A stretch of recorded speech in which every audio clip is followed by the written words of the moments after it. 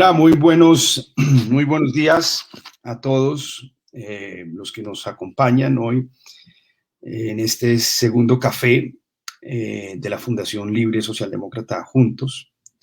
Hoy tenemos a una invitada muy especial. Tenemos invitada a la doctora Lina Céspedes, que es profesora de la Universidad del Rosario, Doctor of Judicial Science, profesora del Rosario, y que ha sido pues una experta en temas de género, con quien vamos a hablar hoy sobre la importancia del enfoque de género en la libre socialdemocracia. Entonces, pues quiero primero saludarla muy cordialmente a la doctora Lina Céspedes, darle la bienvenida. ¿Cómo ha estado? ¿Cómo le ha ido? Bueno, Rodrigo, muchas gracias por esta invitación. Muy contenta de estar acá y bueno, no va a tomar café, sino va a tomar té. Ah, bueno, magnífico, perfecto. Igual al final le voy a mandar un café de regalo del departamento del Huila para sus invitados, pues. Bueno, queremos hablar, usted que ha sido litigante, profesora de Derecho a las Obligaciones, de la teoría del derecho, con estudios de género en la Universidad Nacional, con un LLM en Cardoso, el SJD de Templeton, en fin, una persona con un gran reconocimiento académico y que se ha centrado y se ha enfocado muchísimo en los temas de género. Queremos hablar justamente de eso, un tema cómo la socialdemocracia se ha relacionado con los asuntos de género, cuál ha sido un poco su evolución histórica y bueno, y cuáles son los retos y cómo un movimiento moderno, liberal, socialdemócrata, reformista debe abordar los temas hoy de género. Entonces, primero yo creo que es importante empezar, pues, esto suena muy redundante, pero empecemos desde el inicio histórico o desde los inicios culturales o estructurales, del asunto. Y básicamente la primera pregunta que le quiero hacer es, bueno, ¿qué condiciones determinan la opresión de la mujer? ¿Qué hace que exista opresión de la mujer respecto al hombre? ¿En dónde y cuándo nace esa opresión en nuestra cultura? Bueno, Rodrigo, a ver, yo creo que el tema de las mujeres y la opresión de la mujer y la discriminación y violencia ha sido pues una constante histórica y bueno, y digamos tratando de evitar de ser anacrónica, yo creo que nuestro estudio reciente del feminismo hunde sus raíces en el momento en que el proyecto liberal triunfa, ¿sí? Estamos hablando de finales del 18, principios del 19, y el proyecto liberal lo que le promete a los individuos precisamente es un paso del estatus al contrato, digamos, yo lo veo como así, un paso de yo nazco en esta cuna y no me puedo mover de donde nací, a yo soy un individuo libre que por mis propias capacidades puedo desarrollar y moverme socialmente y florecer. Entonces, esa es la promesa del proyecto liberal que nace precisamente a finales del 18, digamos, se consolida y, digamos, se empieza a implementar en el 19. Y esa promesa liberal deja atrás, entre otros grupos, a las mujeres. Si bien las mujeres lucharon en las revoluciones, fueron determinantes no solo en la Revolución Francesa, no solo en la Revolución Norteamericana, sino incluso en nuestras revoluciones aquí latinoamericanas fueron determinantes. En el momento en que se consolidan esos nuevos regímenes, dejamos atrás los regímenes monárquicos, a esas mujeres les incumplen la promesa de la igualdad, ¿cierto? Y ahí, digamos que podemos ver uno de los, o tal vez la raíz, de la raíz profunda a las opresiones que estamos viendo hoy en día. Entonces yo diría que el nacimiento es ahí, es en la promesa incumplida de la revolución liberal. Ok, básicamente la consagración formal de unas garantías, de unos derechos, pues digamos, incluso en las primeras revoluciones liberales eso no estaba consagrado. Básicamente dices tú que no hubo, o digamos, formalmente se consagraron esas libertades, esos derechos, esa igualdad, pero pues faltó esa igualdad material, esa concreción por parte del Estado, esa materialización a través de acciones más directas y precisas. Yo lo que veo es que no, básicamente hubo una desigualdad formal de entrada para las mujeres. Las mujeres, es decir, veníamos, claro, unos regímenes de discriminación y la promesa liberal es no, todos vamos a ser iguales. Y entonces las mujeres luchan en las revoluciones y cuando se implementan los regímenes liberales, vienen estas codificaciones sobre todo los códigos civiles, ¿no? Los códigos civiles de la época diciendo capacidad plena para todos los hombres, pero menos para las mujeres, especialmente las casadas. Entonces, ahí la promesa liberal se incumple totalmente con las mujeres porque ni siquiera hay una realización de la igualdad formal y las constituciones van a decir que las mujeres no pueden votar. Entonces, la entrada de las mujeres en el mundo del liberalismo, de las revoluciones liberales, de la promesa liberal, es una entrada completamente en desventaja, con una desigualdad formal, ni siquiera hablemos de la material, formal, donde las mujeres no tienen derechos políticos, donde las mujeres no tienen derechos civiles, es decir, no tienen derecho a manejar su patrimonio si se casan, donde las mujeres no tienen derecho a, digamos, tener control de su familia, donde las mujeres en muchos regímenes, no tanto el colombiano, no fue tan, digamos, tan pronunciado como en Estados Unidos, por ejemplo, donde realmente las mujeres casadas fundían completamente su personalidad con su esposo. En Colombia, de alguna manera, digamos, esa consagración del Código Civil, si bien el marido tenía la potestad marital, no había totalmente esa, que se fundía en una sola personalidad jurídica, ¿cierto? Entonces sí, no, ni siquiera material, y desigualdad formal. Ok, eso quiere decir que las primeras revoluciones liberales del siglo XIX fueron una pequeña o leve capa de barniz sobre un estado de cosas, unas estructuras sociales que se mantuvieron y se proyectaron hasta bien entrado, o principios incluso, perdón, hasta principios del siglo XX, básicamente. Yo creo que la revolución liberal le cumplió la promesa a un grupo de hombres blancos o criollos propietarios, ¿sí? Y le incumplió la promesa a unos grupos como las mujeres, como las personas morenas, ¿cierto? Morenas, afrocolombianas, afroamericanas, indígenas. Ahí hubo un incumplimiento de la promesa. Entonces, evidentemente, la sociedad y el proyecto liberal se vende como tenemos la igualdad. Sin embargo, esa igualdad no cubrió realmente a toda la ciudadanía, es decir, no hizo ciudadano a todo el mundo. Claro, listo. Muy bien. Lina, entiendo que hay múltiples o diferentes feminismos y formas de ser feminista. Ahí surge una inquietud latente y es que al expandir las posibilidades se corre el riesgo de vaciar el concepto. ¿Qué opinión te merece esto? Bueno, yo veo, y conectando con la pregunta anterior, que las veo muy, muy relacionadas. Entonces, bueno, tenemos esta situación en que están las mujeres, pues, es decir, hablemos de las mujeres. Y empieza una pregunta de qué pasó, es decir, y es una pregunta de qué fue lo que sucedió en ese tránsito de lo monárquico a lo liberal y por qué las mujeres quedaron atrás. Esta es una pregunta que no solo se hacen las mujeres, sino se la hacen grandes pensadores, por ejemplo, Alexis de Tocqueville, se lo hace John Stuart Mill, también se la hacen mujeres muy importantes como Mary Wollstonecraft y empieza una reflexión alrededor de qué fue lo que nos pasó, ¿sí? ¿Por qué la promesa liberal no se cumplió para las mujeres?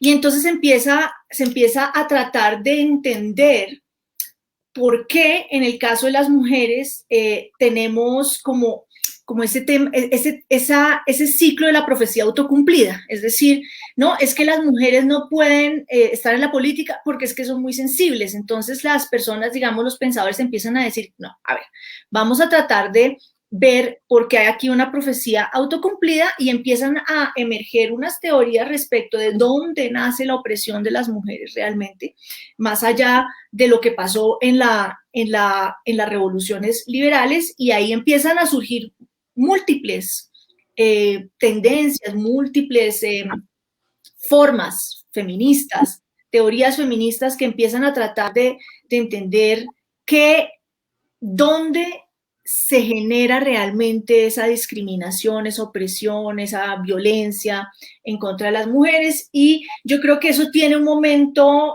histórico muy importante hacia los años 60, 1960, sobre todo pues en Estados Unidos, en Europa, en Canadá, donde hay un tránsito de esas luchas políticas, por ejemplo, que empiezan con el derecho al voto y con el derecho a poder administrar los propios bienes, y hay un tránsito a un feminismo que empieza a ser más académico y más teórico, y ese feminismo empieza a decir, tenemos que entender dónde está la opresión, porque si hay algo en lo que las feministas, y pues yo que me considero feminista, hay algo en lo que estamos de acuerdo es, todo proyecto feminista es emancipatorio, ¿sí?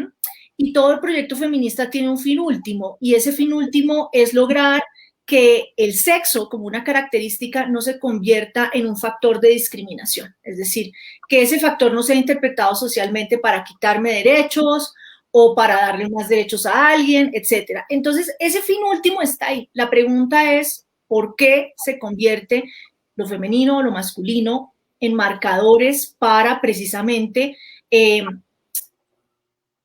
limitar derechos o dar más derechos a una parte de la población? Y entonces ahí empiezan todas estas corrientes feministas, ¿no? Que el feminismo radical, el feminismo socialista, el feminismo cultural, los feminismos del tercer mundo. Y yo no creo que esta variedad vacíe el contenido. Yo creo que esta variedad precisamente nos permite es tener una discusión rica, profunda. El feminismo, si hay algo que yo he aprendido desde que hice la maestría en estudios de género, por allá a principios de este siglo, incluso antes con mis inquietudes feministas, si hay algo que he aprendido es que el feminismo, como toda teoría, no es pacífico. No es pacífico, el feminismo todo el tiempo está tratando de explicar de distintas formas, está discutiendo cuáles son, sobre todo, las causas de la discriminación, la violencia y la opresión, y precisamente, si yo identifico distintas causas, pues entonces identifico distintas soluciones.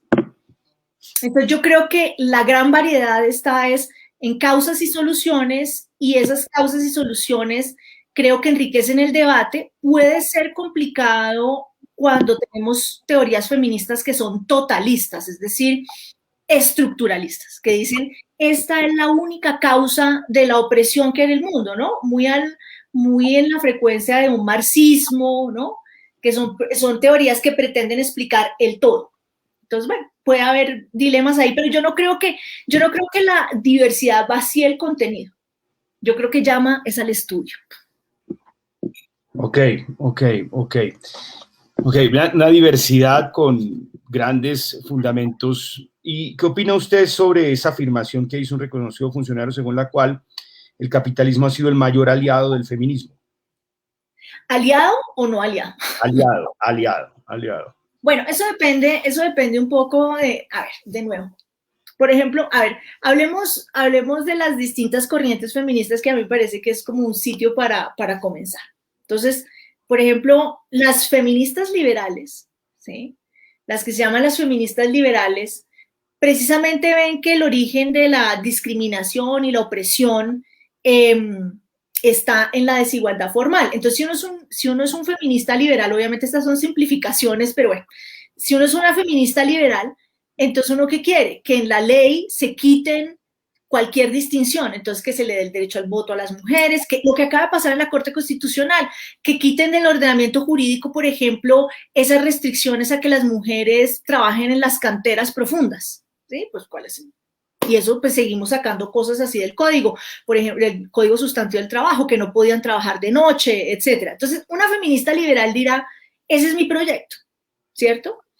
Y una feminista liberal generalmente ve en el sistema capitalista un aliado, es decir, el sistema capitalista, y no solo el capitalismo, sino el pensamiento liberal, si yo le hago estos pequeños cambios, en últimas es lo mejor que le puede pasar a las mujeres porque las deja trabajar, les da capacidad jurídica, etc. Sin embargo, después vienen las feministas socialistas y dicen, ustedes cayeron en la trampa, ¿sí? ¿Por qué pueden caer en la trampa? Porque básicamente ustedes las dejan trabajar, pero no se modifican las jornadas que se dan en el hogar.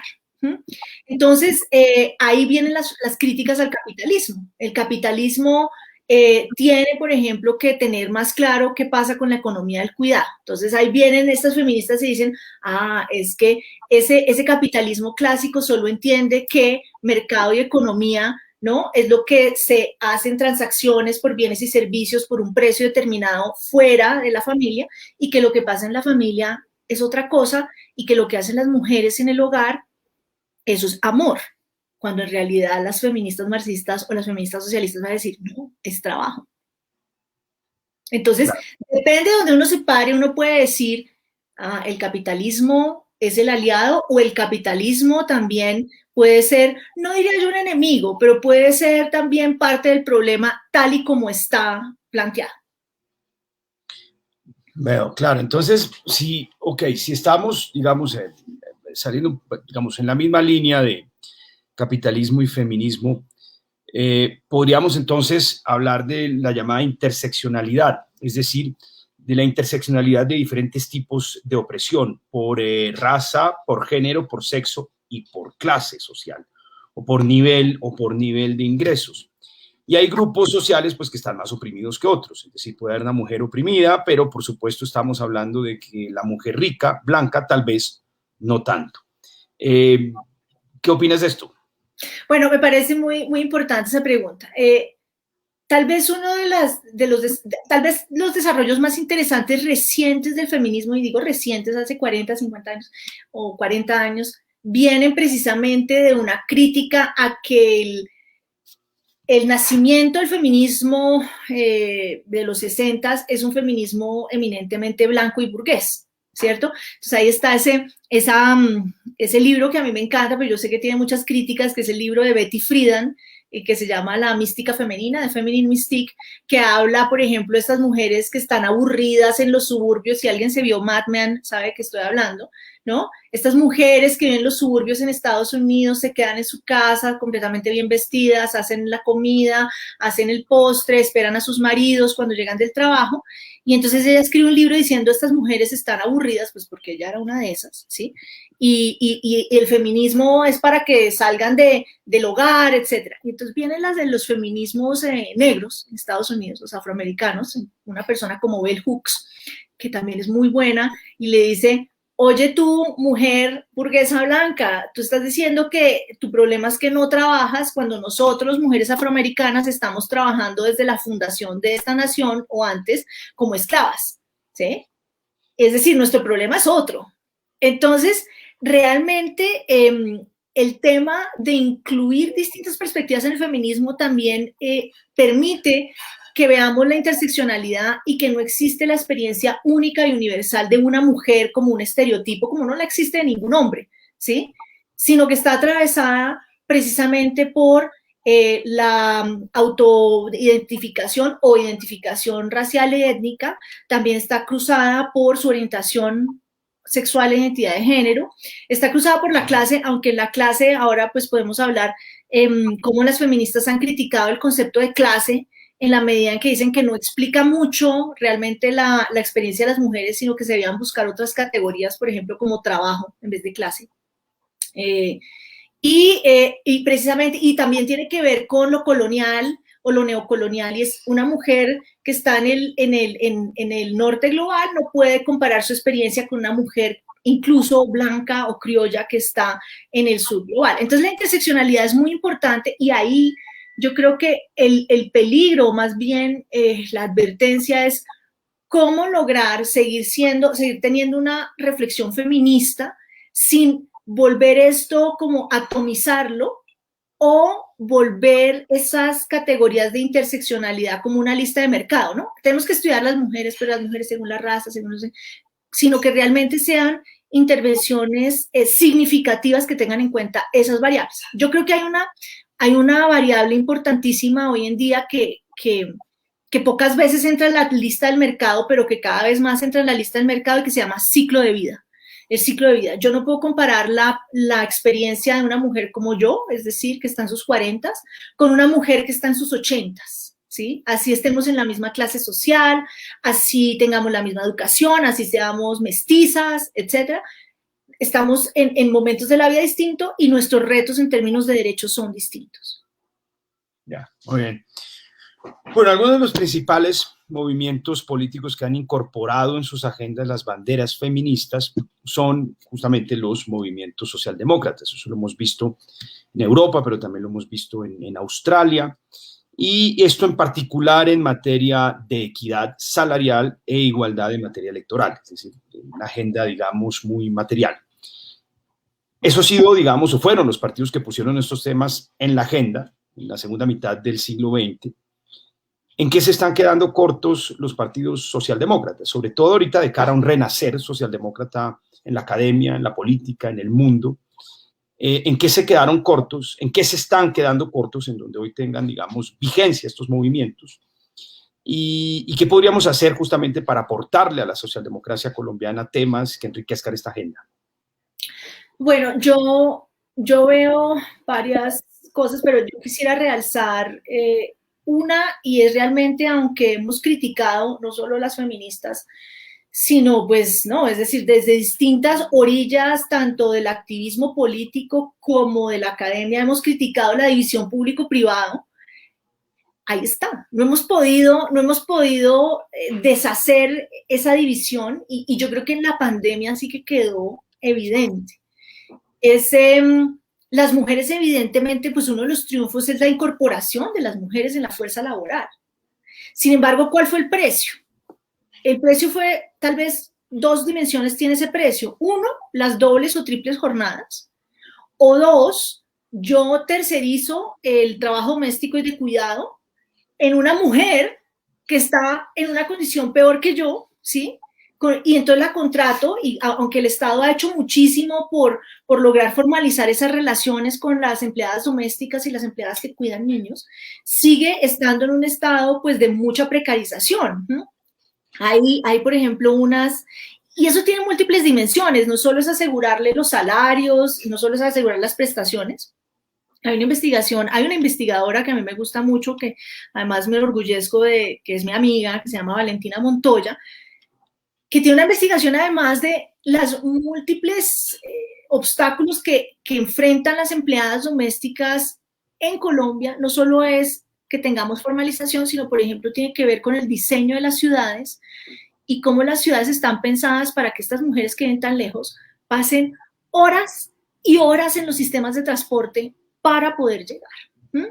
Entonces también, es decir, hay unos retos de esa dimensión de público-privado que todavía no hemos logrado realmente ni conceptualizar bien, ni describir bien, ni poder diseñar respuestas propias, apropiadas para esos temas. Entonces, claro, yo creo que los feminismos y las reivindicaciones feministas siempre se han enfocado en lo que es más urgente, como pasa siempre, ¿sí? Entonces, en su momento fue el derecho al voto, que nos dejen votar. Después fue que nos dejen administrar nuestro patrimonio cuando nos casamos, porque eso le da un poder muy grande a ese señor marido. Y han pasado, digamos, en Colombia, pero obvio, teníamos el conflicto armado, bueno, igual seguimos teniendo muchos problemas de orden público, etcétera. Entonces fue violencia sexual, es decir, estamos viendo lo que está pasando en las masacres, etcétera, violencia sexual. Entonces, a veces yo creo que se nos escapan por esas urgencias tan grandes que tenemos, porque es que la vida pasa y afecta a mujeres, ¿no? Específicas, vidas específicas, se nos pasa como esos problemas que son realmente, que están ahí, pero a veces no son tan visibles, es difícil describirlos, es difícil analizarlos precisamente por la urgencia del momento. Entonces yo creo que esa división público-privado todavía nos tiene fregados. Ok, bueno, muy interesante. De pronto a veces en un país como Colombia o en otros países de América Latina, la inclusión de unas implica de alguna forma la subordinación de otras, en el caso de la empleada del servicio. La inclusión laboral de otras en un estado de bienestar más desarrollado o en otro país implica que cuentan con guarderías en donde llegan, dejan a sus niños y pueden ir a trabajar, básicamente. Es una realidad muy compleja acá, que implica una subordinación de una persona que con transporte durante 2 horas para cuidar a los niños mientras la mujer va y trabaja. Nosotros creamos es algo que a mí me enorgullece mucho. Cuando yo fui presidente de la Cámara, creamos la primera sala de lactancia, que es una sala de lactancia muy bonita en el Congreso de la República, y fue una obra que nos llenó de satisfacción y fue una gran retribución moral de ver a las mujeres que podían conciliar su maternidad con el trabajo en el Congreso de la República. ¿Usted cree, Lina, en las acciones afirmativas? ¿Usted cree que esa es una política o es el non plus ultra de las políticas de inclusión, las acciones afirmativas, que es el único camino o que es el más directo y hasta dónde? Y como mecanismo, es decir, como de desigualdad, para compensar la desigualdad histórica, por ejemplo, 30% de mujeres en las listas de Congreso, 50% de mujeres en las listas de Congreso o 30% en los ministerios. ¿Usted qué opina de estas herramientas, de cierta manera, rígidas y legales? Bueno, yo primero quisiera decir que las acciones afirmativas no son algo extraño en el proyecto liberal. La primera acción afirmativa que se dio históricamente en el proyecto liberal fue a favor de los hombres blancos propietarios, es decir, ellos son los que tienen derechos, ¿sí? O sea, entonces, hoy decir que estamos haciendo algo que no se había hecho antes me parece que no tiene asidero histórico, es decir, esa fue la primera acción afirmativa. Entonces, eso es lo primero, como desmitificar que la acción afirmativa es una cosa que solo las feministas han hecho históricamente y que esto es algo rarísimo y que están pidiendo que lo que están pidiendo es una desigualdad ¿no? Legalizada. Entonces, no. Entonces, primero, pongámonos en ese plano. Segundo, las acciones afirmativas tienen sus beneficios y sus peligros, obviamente, ¿sí? La acción afirmativa sola, digamos, como voy a poner, o sea, que voy a poner unos escaños específicos en las juntas directivas para las mujeres y pare de contar, creo que son medidas muy peligrosas en el largo plazo, ¿sí? Y sobre todo si no vienen acompañadas de otro tipo de medidas que realmente estén pensadas para lograr que esa medida, esa acción afirmativa sea transitoria. O sea, la acción afirmativa es un éxito en el momento en que ya no se necesita, ¿sí? El día que digamos es que ya no necesitamos esas acciones afirmativas, la acción afirmativa funcionó. Hay, por ejemplo, una acción, digamos, no pensemos en escaños, porque eso es lo que siempre pensamos, cuotas, ley de cuotas. Pensemos, por ejemplo, en todas las ampliaciones que ha tenido la licencia de maternidad en el Estado colombiano. Uno podría decir, eso es una acción afirmativa para las mujeres, reconoce la maternidad. No sé qué. Es una medida loable, ¿sí? Es una medida bien intencionada. Sin embargo, si yo no la acompaño de otras medidas, se me puede volver en un factor adicional de discriminación. Entonces, ¿qué pasa?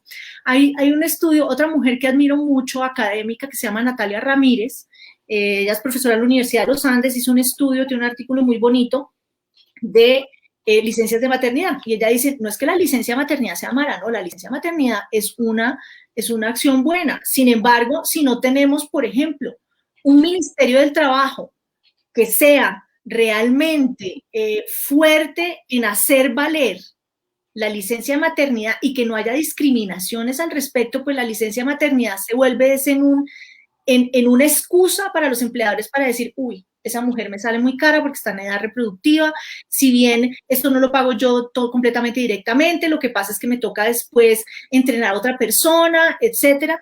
Entonces, ahí está. Yo puedo tener esa licencia de maternidad maravillosa, pero si no la acompaño de un seguimiento fuerte, serio, una inspección y vigilancia fuerte y seria del Ministerio del Trabajo, esa medida afirmativa se me puede convertir en un problema.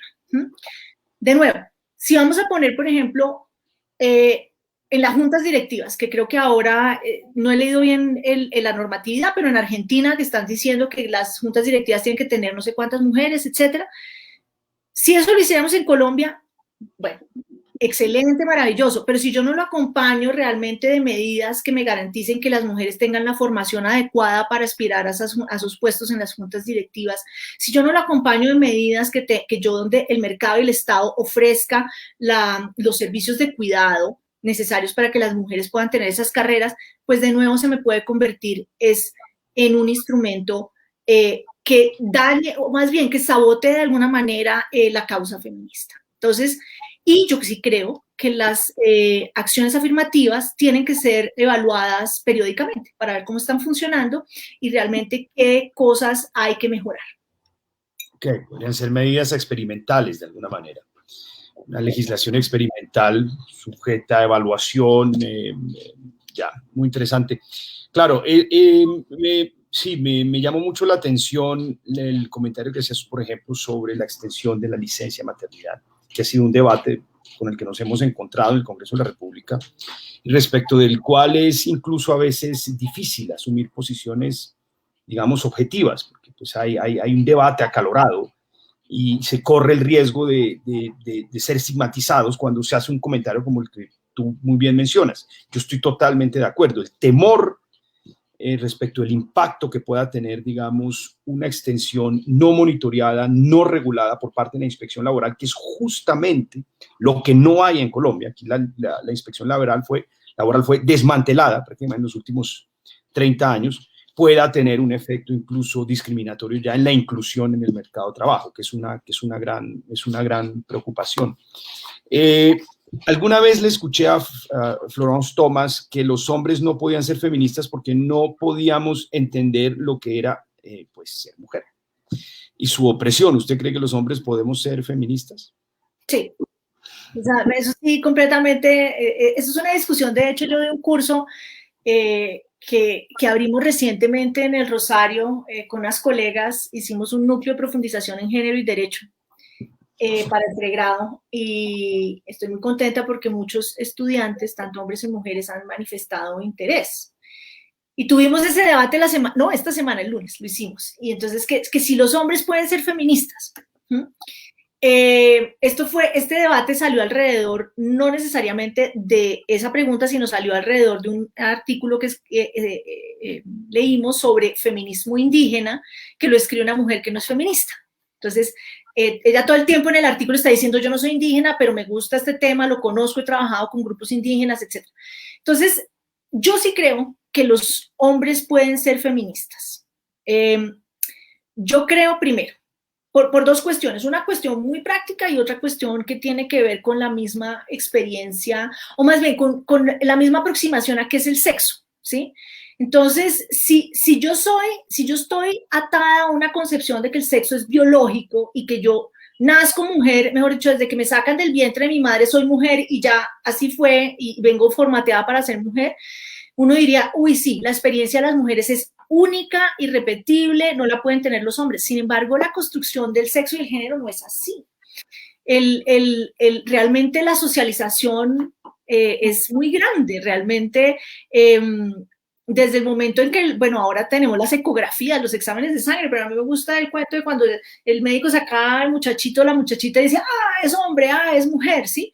Desde ahí, y ahora desde antes, empieza la socialización de género, porque en el mismo momento en que alguien le dice, pues ahora hay esas fiestas en Estados Unidos, no sé si las hay acá, que es el cuento para descubrir el sexo del bebé. Pues desde el mismo momento que le dicen a uno es niña o es niño, ¿no? Entonces empiezan a llegar o las muñecas o los carritos, lo azul, lo rosado, y aunque eso ha pasado un poco, sigue existiendo. Entonces la sociedad juega mucho en generar qué es ser un hombre y qué es ser mujer. No estoy diciendo que la biología no juega, claro, tenemos, ¿no?, hormonas, aparato reproductivo, etcétera, pero juega muchísimo. Entonces, yo no me siento capaz de decir que la experiencia de ser mujer es algo que solo me concierne a mí, porque además si el feminismo es un proyecto para mejorar la vida de mujeres, y no solo mujeres, sino mejorar todo aquello que sea discriminatorio por razones de identificarlo como femenino o masculino, ese es un proyecto que incluye hombres o mujeres. Es un proyecto que debe incluir a los hombres también para conocer de su experiencia, como dijo Ana María Ibáñez en un foro que estuvimos. Los hombres también tienen pérdidas en este régimen de género en que vivimos, las tienen. Entonces, yo sí creo, es decir, yo no veo que esa experiencia, que esa mujer sea esencial, única, total, y que la experiencia de los hombres sea completamente apartada de lo nuestro, no. Y esto también viene para otra cosa, y es, por ejemplo, las mujeres trans. Si nosotros decimos que la experiencia es única y irrepetible, la de ser mujer, la de ser cis mujer, pues entonces estamos dejando por fuera a una gran parte de la población que además sufre una discriminación muy grande. Entonces, no, yo sí creo que los hombres son feministas. Espero que los hombres se vuelvan feministas. Espero que estén con nosotros en esto.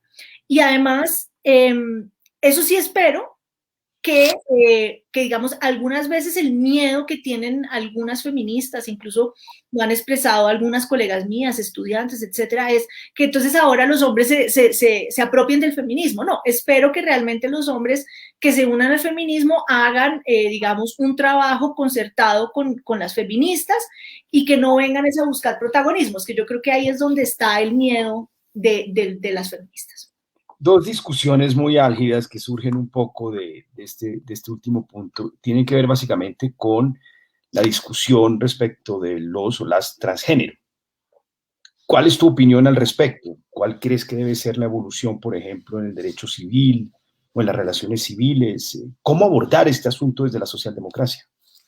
Bueno, a ver, yo soy una partidaria, como ya lo dije, que el sexo y el género son construcciones culturales. Es decir, claro, basadas en la biología, claro. Aquí yo no voy a decir que la biología no tiene nada que ver. Claro que sí. Es decir, ahora, yo en el momento histórico que estamos viviendo, ¿sí? Tenemos ya digamos, hemos evolucionado de tal manera que sabemos que estas personas, las mujeres trans y los hombres trans, ¿cierto? Básicamente tienen el derecho de poder ubicarse en donde realmente ellos pertenecen o ellas pertenecen. El Estado colombiano ha avanzado muchísimo, no porque el Estado haya querido, sino por muchas luchas de la comunidad trans, de la población trans, ¿sí? Entonces, por ejemplo, tenemos todo lo que ha pasado en el registro civil, ¿cierto? En el registro civil, todas las luchas que se dieron para poder cambiar el nombre, cambiar la cédula, bueno, etc. Entonces, yo considero que si las personas, si partimos de la base que esto es una construcción cultural, las personas pueden ubicarse libremente, ¿cierto? Desde su experiencia, de una experiencia real y sentida, es decir, algunas personas caricaturizan este tema diciendo, no, es que hoy me levanté sintiéndome hombre y mañana mujer. No, esto es un poquito más complejo que eso, ¿sí? La construcción de la identidad también pasa, es decir, por lo biológico y lo cultural. Esto no es una cuestión individual donde Lina Césped se metió en una cápsula y se convirtió en mujer, ¿no? A mí me convirtió en mujer un montón de cosas, ¿sí? Desde la ginecóloga de mi mamá, ¿no? Que dijo, es una niña, porque en esa época no había ecografías, hasta la educación, mi familia, mis amigos, amigas, etc. Entonces, yo veo que el Estado colombiano, claro, es un reto. Yo sí creo que hay un reto en este momento duro para el feminismo, es lograr darle sentido a la experiencia trans en el feminismo. ¿Mm? Porque la experiencia trans realmente reta las nociones más clásicas de lo que es ser mujer y las nociones más clásicas feministas. Pero esto no es nuevo, tampoco nos deberíamos asustar. Eso pasó en los 70s en Estados Unidos con la entrada, más bien con la salida del closet de las lesbianas, ¿sí? En Estados Unidos hubo una discusión de que si las lesbianas podían ser feministas o no porque no tenían una experiencia heterosexual, es decir, no tenían el hombre en la casa, el hombre que las dominaba. Y hubo una pelea dura hasta que finalmente el feminismo, ¿no? Dijo, no, claro que sí, la experiencia de las lesbianas es parte del feminismo. Entonces, yo creo que va a haber una evolución así y creo que yo haría aquí una pregunta, sobre todo desde el punto de vista jurídico, que es el que más me gusta a mí, porque soy abogada, y es, ¿cuál es la utilidad de la categoría sexo en el derecho? ¿Para qué la queremos? Entonces, ¿para qué le sirve a un Estado? Y yo no estoy diciendo, con esto no estoy diciendo que hay que votar la caneca, simplemente hay que repensar. ¿Para qué le sirve a un Estado saber cuántos hombres y mujeres hay?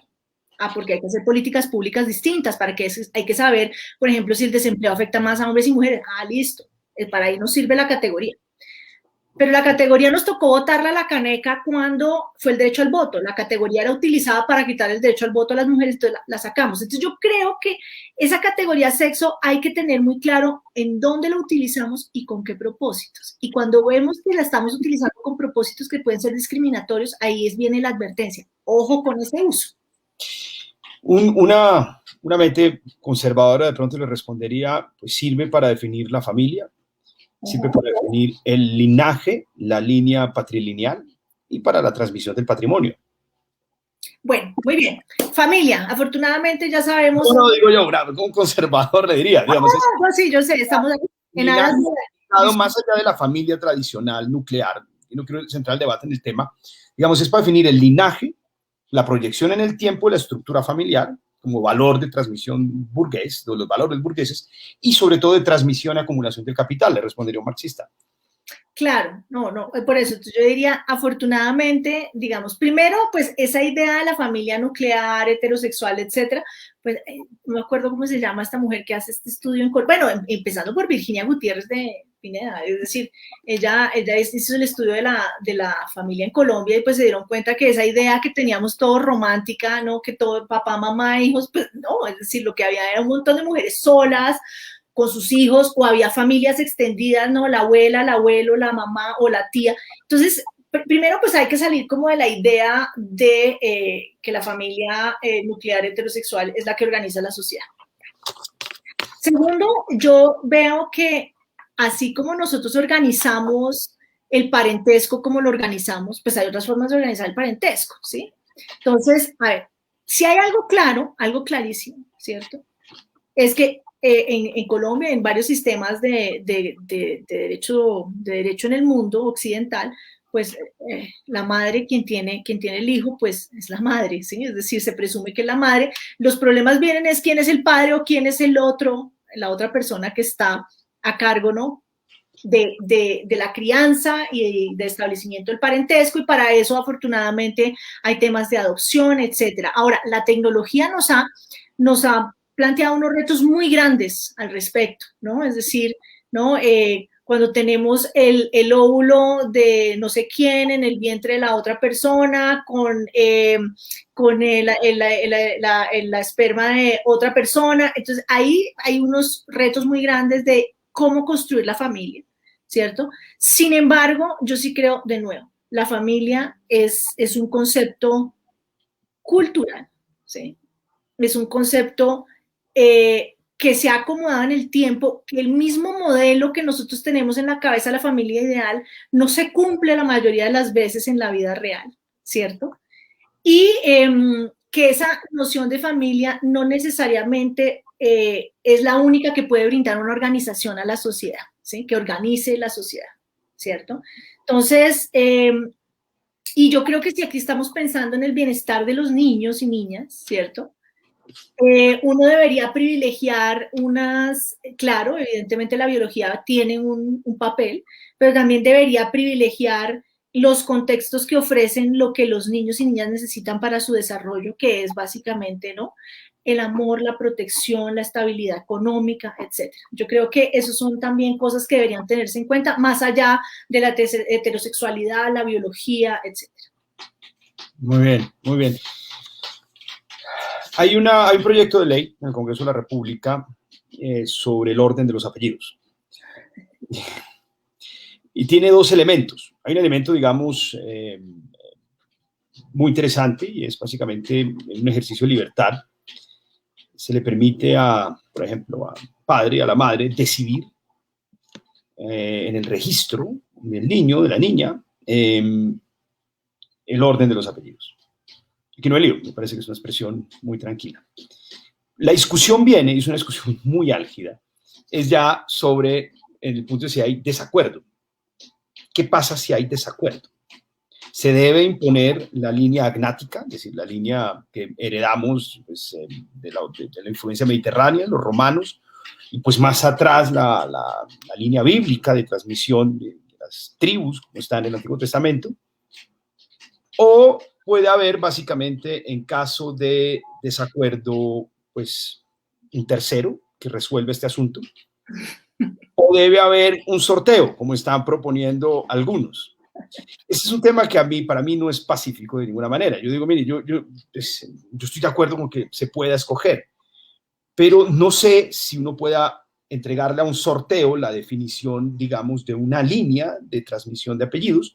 No sé si sea una visión muy conservadora, muy ortodoxa, pero es un asunto que no me es pacífico y que no he podido de alguna manera resolver. Y me digo, tratando de encontrar un poco de orden, digo, aquí hay o es una línea matrilínea o es una línea patrilínea, pues no podemos tener una mezcla. Sí, o de pronto estoy yo confundido o o debe ser un tercero. Por ejemplo, el fallo de la Corte Constitucional, el magistrado Reyes, magistrado de clara inclinación liberal, dice, mire, este asunto no se puede resolver desde algunos dados. Este es un asunto muy sensible para el niño, asignémosle eso a un tercero.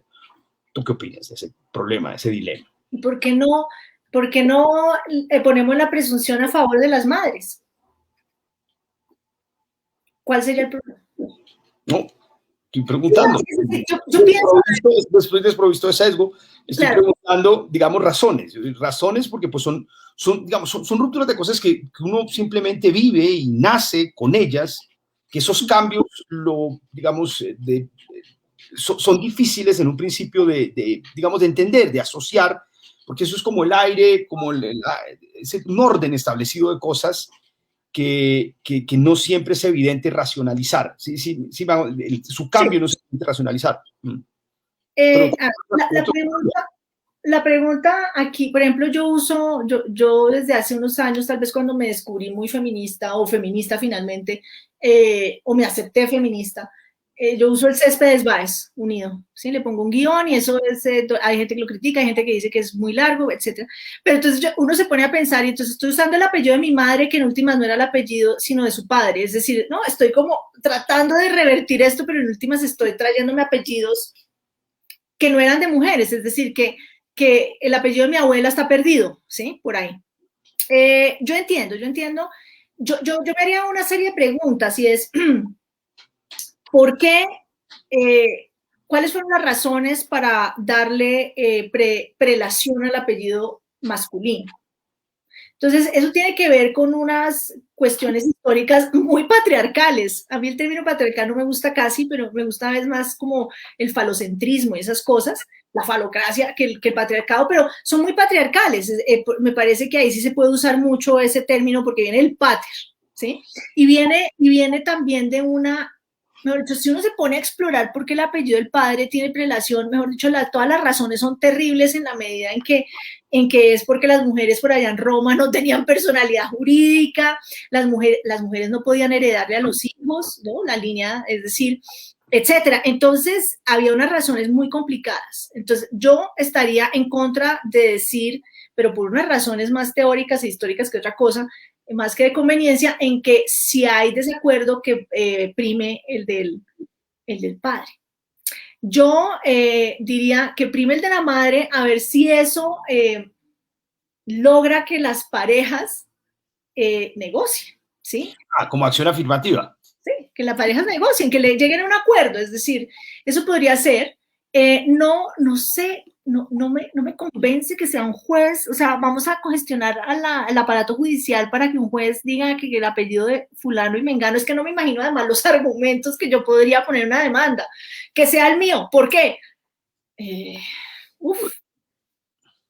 Es decir... No creo que sería un asunto, digamos, litigioso, sería más bien un tercero. ¿Una mediación? Sí, una mediación, exactamente. Sí, pues, sí. Eso propusieron en el fallo de la Corte Constitucional. Sí, una mediación, pero pues de nuevo, uno tiene que dar argumentos. Pues digamos esa línea patrilínea, me atrevo yo aquí a especular, pues podría cumplir de pronto en el pasado una función de definición de la paternidad, ¿no? En tiempos en donde era imposible, digamos, probarla por medios científicos. Pero para eso está el matrimonio, más que el apellido. Sí.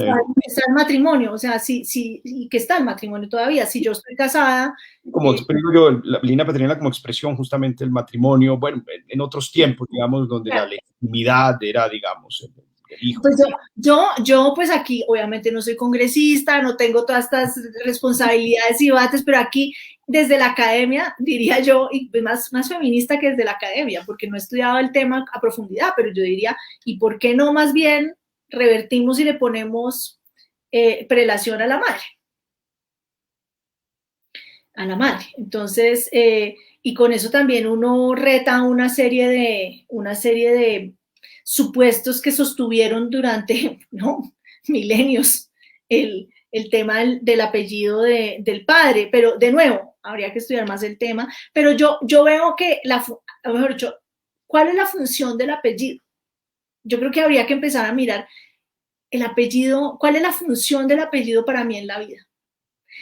que me van a decir que es más fácil que me identifiquen de una familia de otra, pero para eso están los registros civiles, que los registros civiles dicen quién es mi padre y quién es mi madre, ¿sí? En una sociedad tradicional, y digamos, pues Marx lo detectó muy bien, es el vector del linaje, el vector de la familia aristocrática, la familia burguesa, y el vector del patrimonio y de la acumulación del patrimonio en el seno, digamos, familiar. Digamos. Pues, digamos, es la lectura de una sociedad tradicional, por supuesto. Sí, sí. De nuevo, yo pienso primero, chévere que uno pueda escoger, que se pueda escoger, me parece interesante. Claro, ante la falta de consenso de la pareja, yo creo que uno debería, yo pues me atrevo muy aquí revolucionaria a decir, pongan a la mamá. Muy bien. Mira, ¿por qué? Yo tengo muchas preguntas, me pareció tan interesante esta discusión. ¿Por qué Colombia tiene una tasa tan alta de nacimientos por fuera del matrimonio? Porque pues, yo no creo que sea, digamos, en sí una expresión de un ejercicio de libertad. Yo creo que en gran parte es de cierta forma una disfuncionalidad. Y no lo estoy diciendo de manera. Es decir, hay muchos, nacen por fuera de cualquier tipo de familia heterosexual, de familia del mismo sexo, pero las mujeres están concibiendo por fuera de cualquier vínculo en una proporción mucho más alta que en otros países de América Latina, que en otros países del mundo. Yo revisaba, no tengo las cifras actuales, pero revisaba hace unos años y estábamos hablando de un 70% de nacimientos por fuera, digamos, de matrimonios y una tasa muy bajita de matrimonios con respecto a América Latina, con respecto a Estados Unidos, con respecto a Europa Occidental, sociedades mucho más liberales en el fondo y mucho más emancipadas. ¿Hay algún tipo de problema de fondo aquí? Bueno, primero, hombres y mujeres están concibiendo por fuera del matrimonio, no solo las mujeres. Sí, sí, sí, sí, de nacimientos me refiero, ¿no? Sí, exacto. Entonces, nacimientos por fuera, digamos, de una relación marital, una relación estable. No conozco esas cifras. Lo que tú estás diciendo entonces es que los nacimientos se están dando por fuera de matrimonios y de uniones maritales, o sea...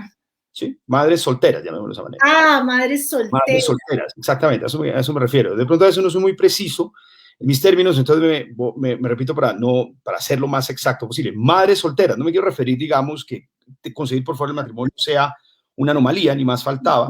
Me refiero es que hay, digamos, un porcentaje muy alto de madres solteras y hay una tasa, digamos, de matrimonio o uniones maritales mucho menor a la que hay en América Latina y la que hay, por ejemplo, en Europa Occidental.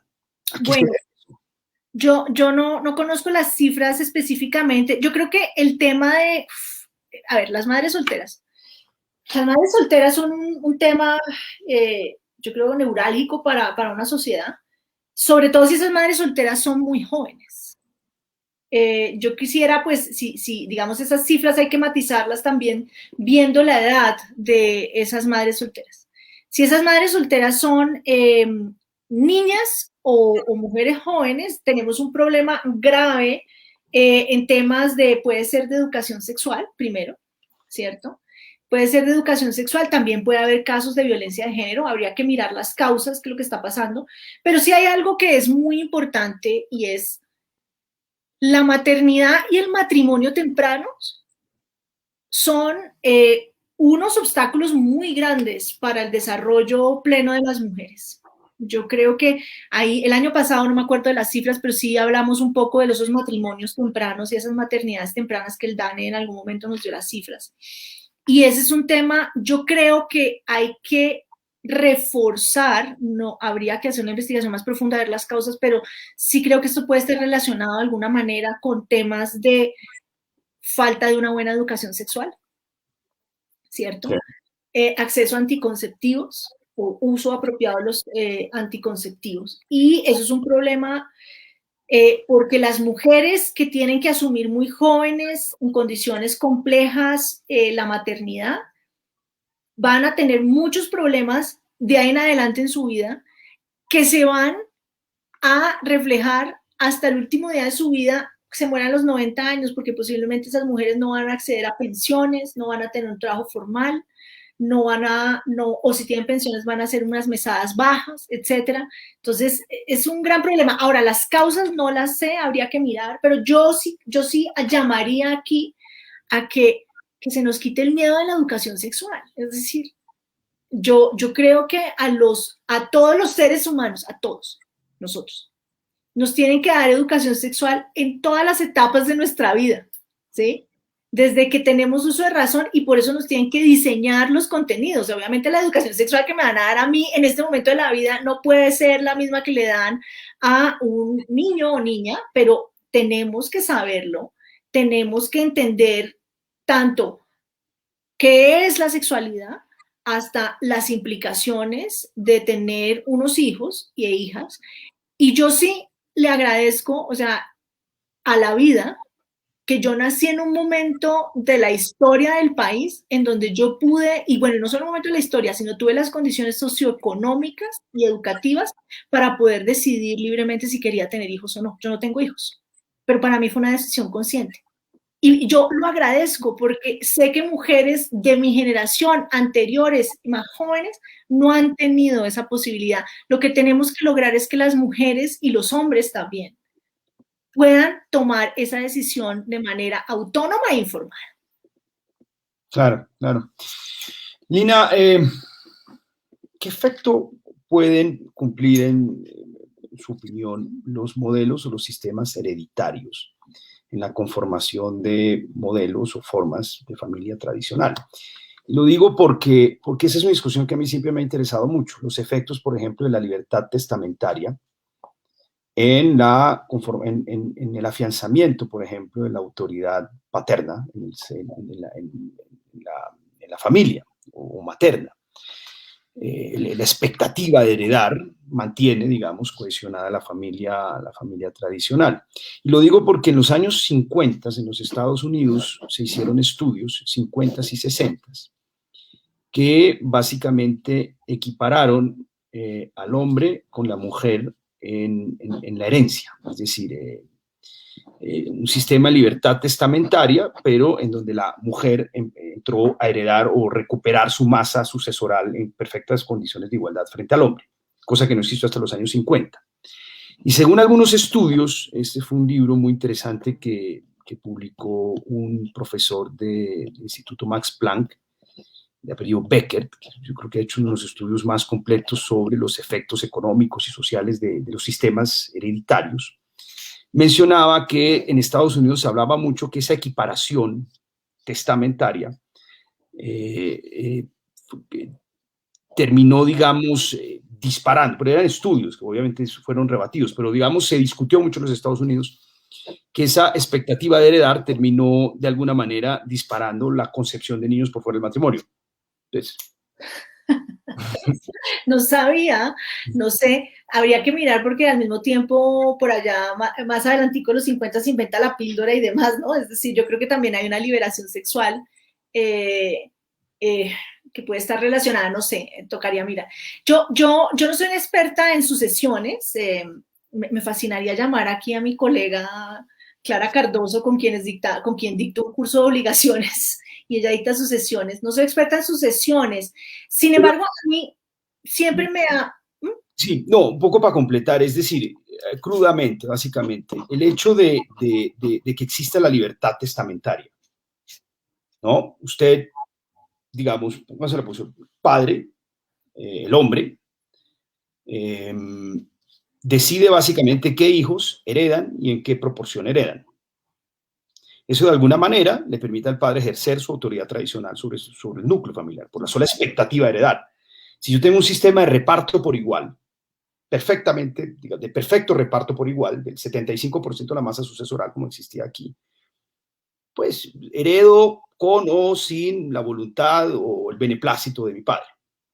De alguna manera, eso según esos estudios, digo yo, estudios de los años 50, que me parecieron pues, muy interesante, pues por las circunstancias, yo creo que eso está rebatido, se establecía que cuando existía, digamos, cuando existe la libertad testamentaria plena, de cierta manera eso hace que la concepción se dé de manera más frecuente dentro de la estructura matrimonial, porque la posibilidad de que el hijo extramatrimonial quede sin herencia es alta. Y eso, de cierta manera, decían en los Estados Unidos, disuadía a la madre, por ejemplo, de concebir por fuera del matrimonio.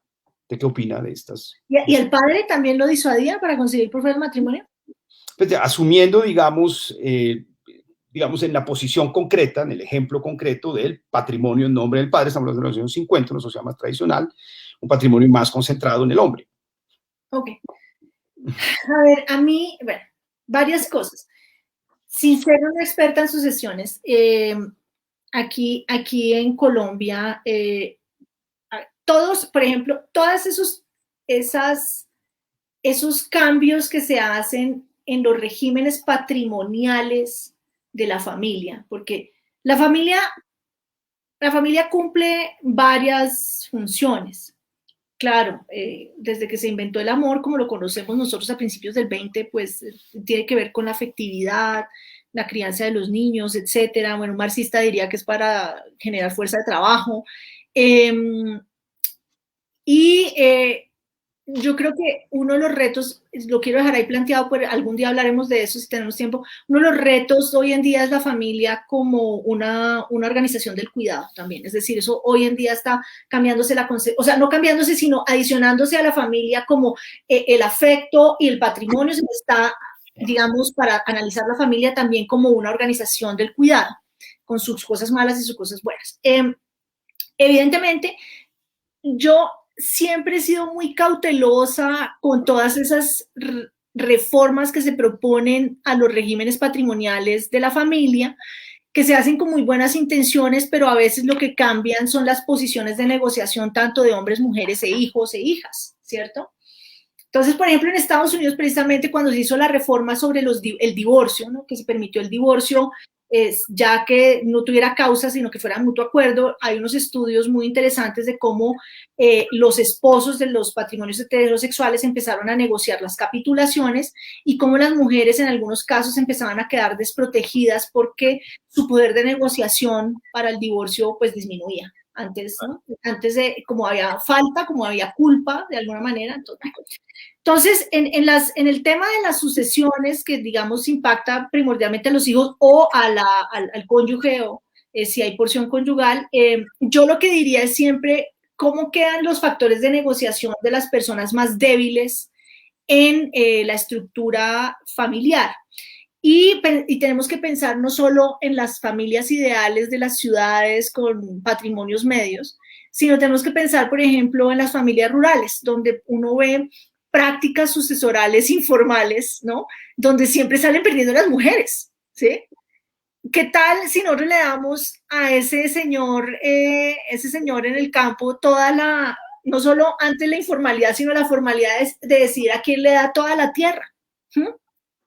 Entonces, a mí me preocupa eso, es decir, que siempre nosotros hacemos estos arreglos pensando en poderes de negociación, pensando como si todo el mundo en la familia fuera igual, y esta es una crítica feminista que yo creo que es muy pertinente acá, que se piensa que la familia es ese espacio ideal donde todos nos queremos y que la distribución, exacto, alguien está diciendo el contrato sexual de Carol Pateman, exactamente, que se piensa que la distribución en la familia se da con factores altruistas, Adam Smith, ¿cierto?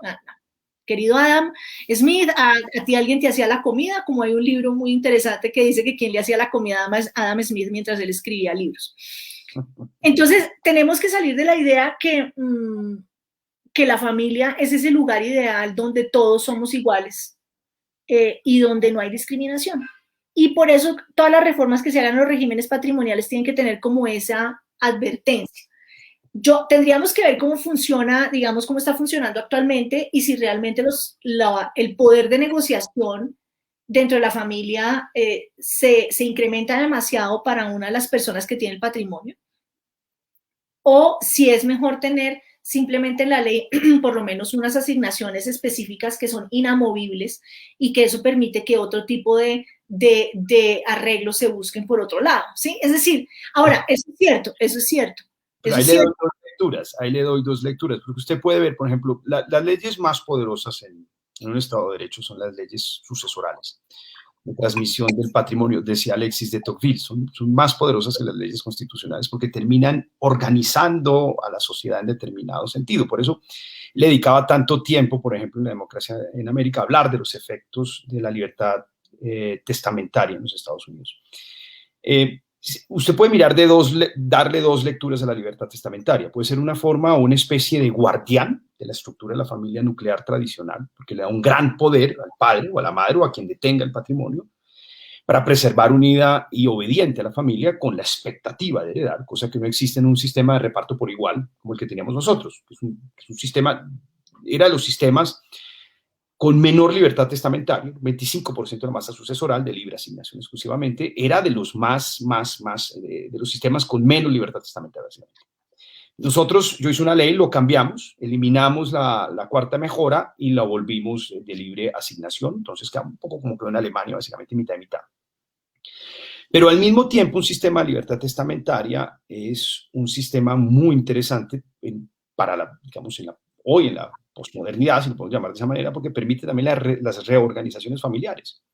Permite perfectamente una reorganización familiar, permite perfectamente contemplar, por ejemplo, en la herencia, el hijo de la nueva pareja, por ejemplo, o los afectos de la nueva pareja. Si la persona muere con la nueva pareja del mismo sexo o de otro sexo, el hijo de esa persona, y permite mucho más flexibilidad y reorganizar y reconocer también las nuevas formas familiares a través de la transmisión del patrimonio. Es una discusión. Sí, yo entiendo, sin embargo, siempre me preocupa en un país donde la mayoría de las mujeres no tienen trabajo, ¿cierto? O hay una brecha de género en desempleo, hay una brecha salarial, ¿cierto? El poder de negociación de las mujeres en el interior de la familia no es el esperado, ni siquiera estamos hablando de poder de igualdad, ¿cierto? Estamos hablando ahí. Me preocupa que además le demos un poder más a un hombre que no sea consciente de todas, que no sea un hombre socialdemócrata. ¿Sí?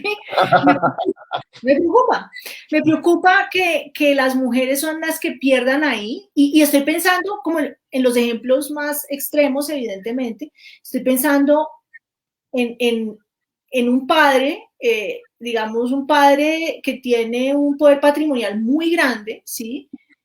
Y entonces puede utilizar la herencia para decir, oiga, mija, a la última, como decían antes, a usted le toca cuidarnos, usted no puede casar, ¿quiere heredar? Entonces, yo creo que, por eso es que siempre pienso yo, y yo creo que Alexis de Tocqueville podía tener mucha razón en su momento, pero hoy en día hay tantas formas de organizar los patrimonios, no solo por la sucesión. Si alguien tiene plata, no sé si está esperando la sucesión. Si alguien tiene plata, de pronto ya tiene otras formas corporativas pensadas. ¿Sí? La plata de un trust afuera. Exacto. Entonces, yo no sé si en última la sucesión está para aquellas personas que nunca planearon bien y básicamente, ¿no? Y básicamente, oh sorpresa. La tierra. Sí, entonces, no sé, ahí yo, ese artículo, que no me acuerdo en este momento cómo se llama, son dos autores en Estados Unidos, cuando hablan del divorcio, que me gusta mucho el título que se llama Bargaining Under the Shadow of the Law, básicamente negociando bajo la sombra del derecho, es decir, ¿qué es lo que pasa cuando el derecho hace X cambio? ¿Cómo la gente bajo la sombra del derecho empieza a negociar? Y yo creo que eso es lo que tenemos que entender. Simplemente es eso. Ahora, de nuevo, tocaría mirar cómo está funcionando específicamente. Bueno. Oye, Alina, esto es muy agradable conversar con usted, pero el tiempo va pasando. Hemos hablado incluso de media hora, pues una hora, ya 1 hora y 40. Le quiero hacer dos preguntas. Ya no le quito más tiempo, pero no, delicioso. Apasionante escucharla. Dos preguntas. Uno, y ya tiene que ver con problemas, los problemas ya. Rodrigo se nos desconectó. ¿Será que el internet nos hizo una mala jugada? Rodrigo, ¿o soy yo? Ah, no, ahí viene Rodrigo otra vez.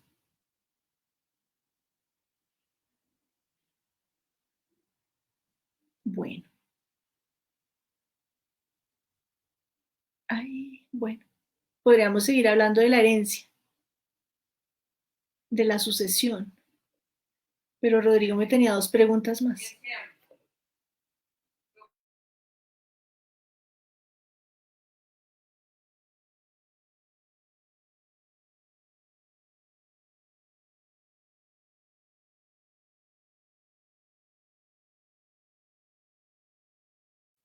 No ha podido conectarse, qué pesar. Tenía ganas de las 2, tenía las ganas de las 2 preguntas. Espera, ya está reconectándose a ver si se puede hacer las 2 preguntas. Danos un segundillo. Listo, excelente. Esperamos para poder cerrar como toca. Dale.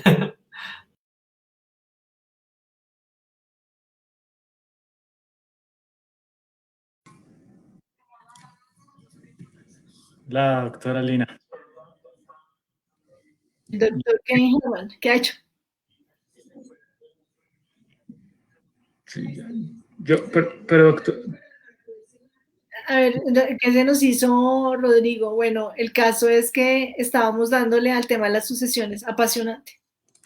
Sí, muy interesante. Doctora Lina, yo tengo una pregunta. ¿Cómo le va, doctora Lina? Yo tengo una pregunta, digamos, para poder seguir hablando antes de terminar. Sí, aquí Y estoy. es la siguiente. Entonces, básicamente, son 2 preguntas muy polémicas y espero que me perdone, por favor, por eso. ¿Qué me va a preguntar? No, tiene que ver con un asunto y estaba escuchando hace poco también un debate sobre la prostitución y el feminismo. Entonces, ¿qué tanto de actividad liberadora es la prostitución y qué tanto de actividad opresiva es esa actividad? ¿Hasta qué punto deberíamos regularla o no? Bueno, a ver, yo creo que hay que diferenciar tráfico y diferenciar trabajo sexual, ¿cierto? Entonces, también hay que tener claro que donde la pregunta dura que uno se tiene que hacer acá es cuáles son las dimensiones del consentimiento. ¿Qué tipo de consentimiento se necesita para que yo ejerza ese tipo de trabajo o no? Que se pueda decir que yo lo ejerzo porque lo quiero, ¿cierto? Si mis condiciones económicas son tan terribles, entonces yo estoy ejerciendo esto de una manera voluntaria o no. ¿Sí? Entonces, yo creo que hay varias dimensiones para aproximarse al tema del trabajo sexual. Ahora, el trabajo sexual no es uniforme. Es decir, ¿qué quiere decir esto? Hay trabajo sexual que se hace en condiciones muy precarias y hay trabajo sexual que se hace en otro tipo de condiciones, ¿cierto? Yo creo que lo primero que hay que, para entender qué hacer con el trabajo sexual, es hacerle la pregunta a las trabajadoras sexuales, ¿sí? Nosotros siempre tendemos a plantear estos problemas en un nivel en que estamos aquí nosotros echando globos, diciendo que el trabajo sexual es esto, lo otro, y no le preguntamos a las directas implicadas, o directos implicados, porque también hay trabajo sexual masculino. ¿Sí? Entonces, aquí uno ve y uno empieza a entender la diversidad del mundo del trabajo sexual. Pero hay que dejar claro una cosa, evidentemente el tráfico sexual, el tráfico de personas es un delito y eso hay que combatir, ¿sí? Ahora, ya cuando no estamos hablando de tráfico sexual, tenemos que entrar a mirar realmente, ¿sí? En qué condiciones las personas están consintiendo en hacer este trabajo, ¿cierto? ¿Sí? Y básicamente, ¿cuál podría ser la mejor forma de intervención por parte del Estado al respecto? ¿Sí? Entonces, yo lo que creo es que el Estado debe hacer siempre intervenciones que propendan por la protección y la seguridad de estas personas en el corto plazo. No hay que pensar en el largo. Claro, en el largo uno puede hacer otras medidas estructurales. Hay que pensarlo, pero no solo yo puedo estar mirando el largo plazo, que voy a acabar la prostitución, que voy a acabar el trabajo sexual. Bueno, bien. Pero en el corto y mediano plazo, ¿qué acciones tiene que hacer un Estado para garantizar la seguridad y la vida digna de estas personas? Sí. Y yo creo que ahí está el quid de ese asunto, ¿sí? Y creo que es importantísimo llamar a las trabajadoras sexuales a que den también su opinión. Creo que ahí está el gran punto. Ahora, en el feminismo, pues hay, ¿no?, varios colores de posiciones, ¿no? Están las abolicionistas, están las que buscan la descriminalización, están las que buscan la legalización, etc. Sin embargo, de nuevo, yo siempre he sido partidaria de un análisis distributivo acá, y es, por ejemplo, si yo tomo la medida de criminalizar criminalizar sin pensar al cliente, criminalizar sin pensar a quien le arrienda un cuarto a la persona, eso realmente está llevando a que se caiga la prostitución, o lo que estoy haciendo es poner en peligro, un peligro más alto a la persona que ejerce el trabajo sexual, porque la estoy obligando a trabajar debajo de un puente o en sitios oscuros, o etcétera. No sé, esas son cosas que siempre hay que pensar. Tengo otra pregunta y en vista de que probablemente el senador Lara de verdad tiene unos problemas de conexión, que ha sufrido mucho durante los últimos días. Ha tenido problemas por todas las lluvias, creo. Es probable, y la verdad nos excusamos mucho.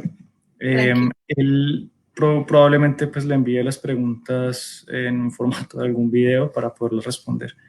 Pero yo quiero finalizar con una pregunta, doctora Lina, si le parece bien, para no abusar más de su tiempo. Muchas gracias nuevamente por aceptar esta invitación. Para nosotros es un honor y un placer conversar con usted. Ha sido muy aleccionador, muy pedagógico, muy brillante. Yo tengo una pregunta última, un poco de coyuntura. Usted la semana pasada, el sábado, sacó una columna en La Silla Vacía sobre la importancia de dar el enfoque de género en la reforma tributaria. Entonces, si quieren, podemos cerrar con eso, si le parece bien, este enfoque de coyuntura, esta última parte. Bueno, género e impuestos. ¿Qué tema? Un tema poco explorado, o que, digamos, un tema emergente en todo lo que tiene que ver con feminismo y estudios de género. De nuevo, como lo decía al principio de esta charla, el feminismo, como otras, digamos, líneas de pensamiento, se ha dedicado pues generalmente a los temas más urgentes, ¿cierto? Y básicamente, pues, el derecho al voto, la violencia de género, la violencia sexual, etcétera. Sin embargo, el tema de impuestos ha sido un tema, pues, que no ha sido analizado con mucha profundidad aún. Está empezando en América Latina, ya hay desarrollos importantes en Europa. Esto empezó, digamos, toda la reflexión. Mire, llegó Rodrigo. Ya volví. Estamos hablando del género de impuestos, de la reforma tributaria. De la reforma tributaria. Entonces, estaba diciendo que toda la reflexión acerca del género en estos temas empezó por presupuestos sensibles al género, que dónde está la plata, que todos los gobiernos dicen que no, que sí, que vamos a hacer cosas de género, pero nunca ponen plata. Y después la reflexión saltó: oiga, no solo es el gasto, sino también es cómo recogemos la plata y de quién la estamos recogiendo. Entonces, yo veo, digamos, lo que está pasando en este proyecto de reforma tributaria que presentó el gobierno colombiano. Veo lo siguiente, y es ese proyecto. Yo no digo que no se necesite una reforma, la necesitamos. Yo no digo que no tenemos que tener programas como el ingreso solidario, claro, sí. Es decir, después de las cifras del DANE ayer, pues tenemos que hacer algo como país. Sin embargo, también las cifras del DANE nos muestran la incidencia que tienen las ayudas, ¿sí? Es decir, evitó 3.6 de pobreza, creo que es pobreza extrema, no me acuerdo, yo lo puse por ahí en Twitter. Es decir, esto nos muestra que solo entregar el ingreso solidario o no es suficiente, o no están las medidas alrededor del ingreso solidario para que esa sea una acción que realmente evite que más personas caigan en la pobreza. Entonces, eso es lo primero. Segundo, esa reforma tiene que tener, y lo que yo estoy exigiendo como feminista y como digamos, alguien que me preocupa el bienestar de las mujeres en Colombia, yo lo que quiero es ver un gobierno que se pone las pilas y dice: estos impuestos van a tener estos impactos favorables o desfavorables en las mujeres y en los hombres. Y eso es una responsabilidad que tiene el Estado colombiano, porque el Estado colombiano tiene unos compromisos de género muy, muy específicos. ¿Sí? Unos compromisos en contra de la discriminación de las mujeres, en contra de la erradicación de la violencia contra las mujeres y la violencia de género y la discriminación de género. La CEPAL, por ejemplo, en la publicación que acaba de sacar sobre el panorama fiscal de América Latina, tiene tiene un pedacito muy importante de análisis de género en impuestos. Entonces, yo lo que hago en esa columna pues, del sábado es tratar de entender por dónde podría haber impactos negativos, sin embargo, aceptando que con la información que tenemos disponible en este momento es muy difícil aseverar, afirmar. Tal vez más allá de los productos de higiene menstrual y los anticonceptivos, que eso pues creo que es más fácil tratar de, digamos, decir si hay impactos o no. Hay otras dimensiones del impuesto a la renta, por ejemplo, que es más difícil aseverar en blanco y negro sí o no va a tener impactos, pero que por lo menos uno tiene, digamos, alguna evidencia de que eso podría impactar a las mujeres, y lo que yo le estoy diciendo al gobierno colombiano es, señores, ustedes no pueden pasar una reforma tributaria, ni siquiera presentarla, no pueden presentar en un estado donde llevamos un año viendo que las brechas de género se agrandan sin que usted me diga en su exposición de motivos esta reforma tributaria cómo lucha directamente con esas brechas de género, más allá del ingreso solidario, porque es que las mujeres también de la clase media se vieron afectadas. El empleo de las mujeres es muy visible, es muy notorio en el micronegocio, en los microalmacenes, en los locales de barrio, es más que frecuente. Empleo a medio tiempo en condiciones muy precarias, es el empleo que más ha sufrido en esta crisis por la falta de apoyos del gobierno a la microempresa, al micronegocio, básicamente el 60% del empleo, que está ahí como en un limbo de formalidad e informalidad. Lina, yo no le voy a tener mucho más tiempo, no me puedo ir sin hacerle dos preguntas. Y tienen que ver básicamente con los problemas ya que enfrentan las mujeres en el día a día, y tienen que ver, por ejemplo, con criminalidad femenina. Nosotros presentamos un proyecto de ley que ya va para tercer debate, que crea básicamente un régimen penal especial, una política criminal especial de género por primera vez. Y básicamente lo que nos hemos dado cuenta después de leer un estudio muy profundo que hizo el CICR con la Universidad Javeriana, es que la situación de las mujeres presas madres, cabeza de hogar, pues, obviamente que es dramática, pero pues responde a unas injusticias estructurales que ameritan una acción especial, digamos. Cerca del 55% de las mujeres que están presas hoy son mujeres que están presas por pequeños delitos, con penas inferiores a 6 años, hacen parte del eslabón más débil de la cadena del microtráfico, pequeños hurtos, y son madres, cabeza de hogar. El porcentaje de mujeres que ha sufrido o ha vivido violencia, golpizas, abusos sexuales es impresionante. Son mujeres muy pobres con un nivel de formación muy bajo. Entonces estamos tramitando una ley que básicamente establece los siguientes principios: para mujeres que han cometido un delito menor, generalmente sin violencia, con pena inferior a los 6 años, pero incluyendo el microtráfico, que es lo más frecuente, que lo cometan por primera vez y que sean muy pobres y sean madres cabeza de hogar, pues no irán presas, prima facie. Es decir, la primera medida del Estado no va a ser más meterlas presas, sino que vamos a estrenar unas penas de carácter restaurativo. Entonces, son penas que buscan que la mujer siga trabajando, siga manteniendo sus hijos, su hogar, siga viviendo con sus hijos, y por las noches iría a prestar actividades de utilidad pública. Eso lo regularía el Ministerio de Justicia. Yo estoy muy entusiasmado con ese proyecto, me mueve moralmente, es un sentimiento, yo siento, porque yo me puse muy triste cuando leí el informe del CICR, porque es una narración muy cruda de la situación que viven las mujeres, muy triste, y el impacto que eso tiene en los hijos. Es que meten a estas mujeres a la cárcel y sus hijos quedan errantes, sus hijos quedan, ya, mejor dicho, en donde los tíos después van donde los abuelos, no tienen hogar, y bueno, y la incidencia del alcoholismo, el consumo de drogas y de la deserción escolar de esos niños es brutal. ¿Qué opinión le merece un proyecto de ley de esta naturaleza? ¿Qué le agregaría a usted a un proyecto así? Ese informe del CICR es brutal, sí. Yo me lo leí el año pasado. Una pregunta antes de eso. ¿Con quién se quedan los niños cuando las mujeres van por la noche a trabajar con el trabajo social? No tengo ni idea. No, hasta allá no, mi proyecto no. De nuevo, yo creo que el tema acá, porque, digamos, me parece excelente pensar en penas alternativas. Primero, pues tenemos que aceptar que el sistema penal carcelario colombiano, pues de resocialización, ¿no? Es decir, ¿no? Hacinamiento, condiciones infrahumanas, etcétera. Entonces, pues a la cárcel la gente no va a resocializarse, la gente va a la cárcel pues a vivir en una, mejor dicho, en el estado de naturaleza, allá se vive en el estado de naturaleza. Entonces, me parece también importante reconocer que la criminalidad... Pero en el de Hobbes, no en el de Rousseau, en el de Hobbes. Exacto, es cierto, en el de Hobbes.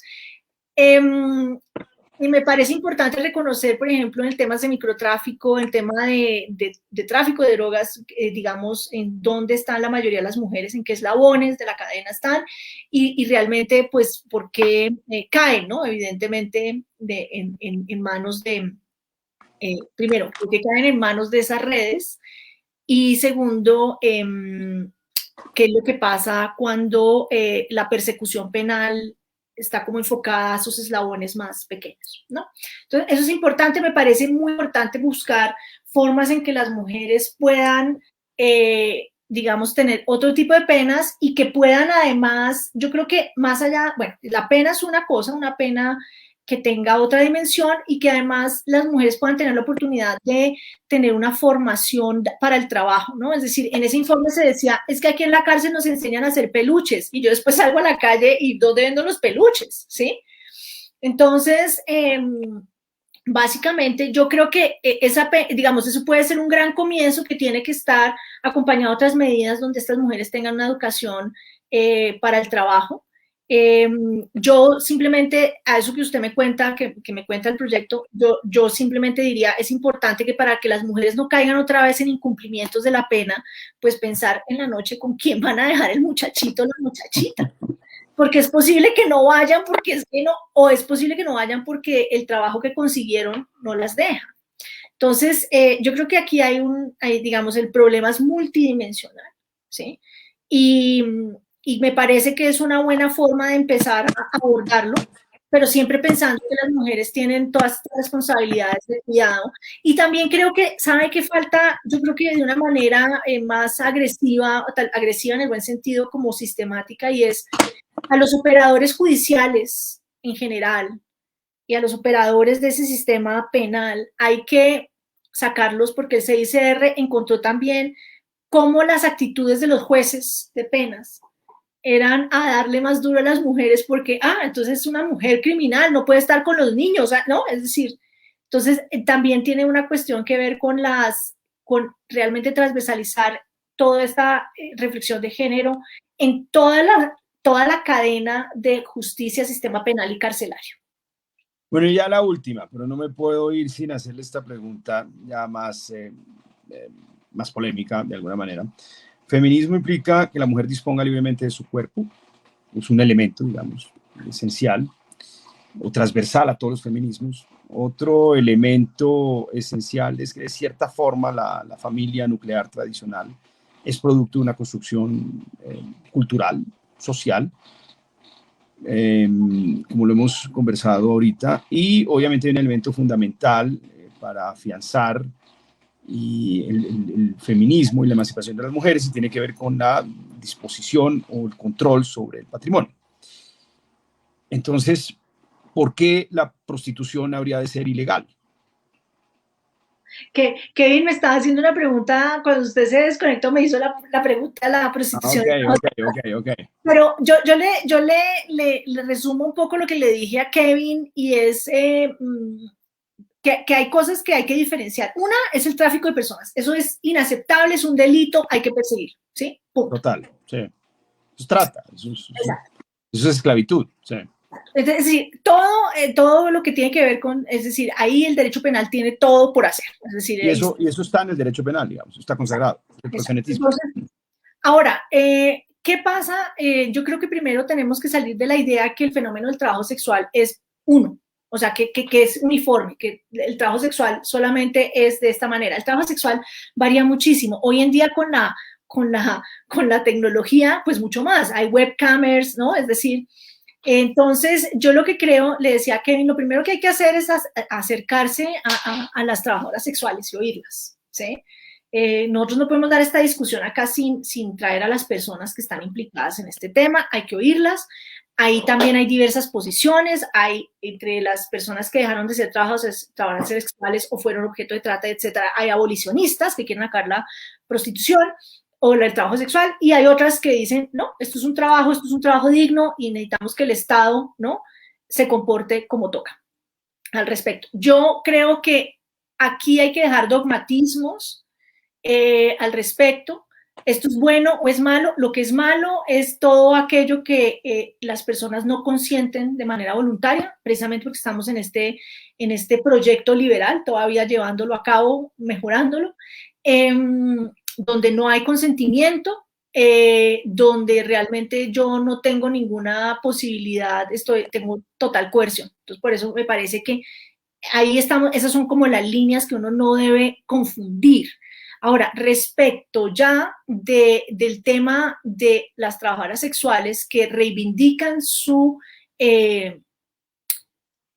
voluntad, su consentimiento, su autonomía, el Estado yo creo que tiene que pensar en dos niveles siempre. Uno, le decía yo a Kevin, pues muy bien que hacia el futuro pensemos que hay que eliminar ese tipo de trabajo, si es que eso es lo que pensamos, listo, vamos a caminar hacia allá, pero tiene que tener una visión de corto plazo diciendo, mis medidas, ¿qué implican?